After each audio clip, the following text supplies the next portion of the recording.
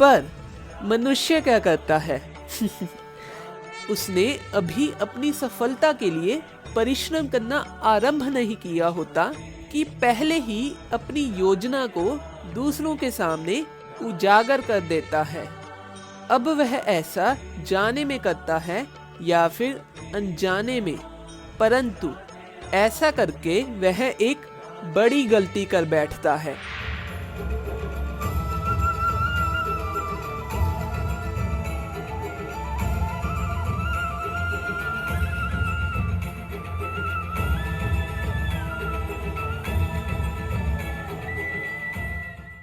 योजना किसी भी कार्य के सफलतापूर्वक फलित होने के लिए योजना बनाना अति आवश्यक होता है।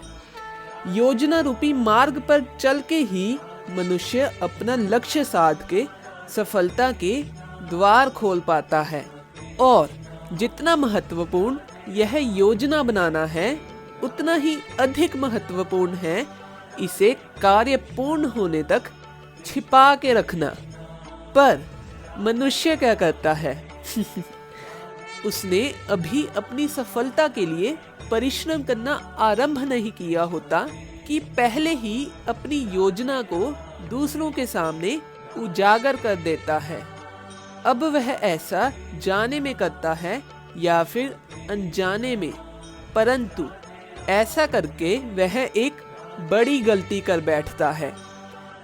उदाहरण के लिए, यदि एक विद्यार्थी किसी अहम परीक्षा के लिए अपनी बनाई गई योजना को किसी धूर्त विद्यार्थी को बता देता है, तो वह धूर्त विद्यार्थी उसके साथ छल करके उसे पीछे खींचने का प्रयास कर सकता है, उसकी योजना में अनेक बाधाएं उत्पन्न कर सकता है, उसे सही मार्ग से हटा के स्वयं उस योजना का अनुसरण करके सफलता प्राप्त करने का प्रयास कर सकता है।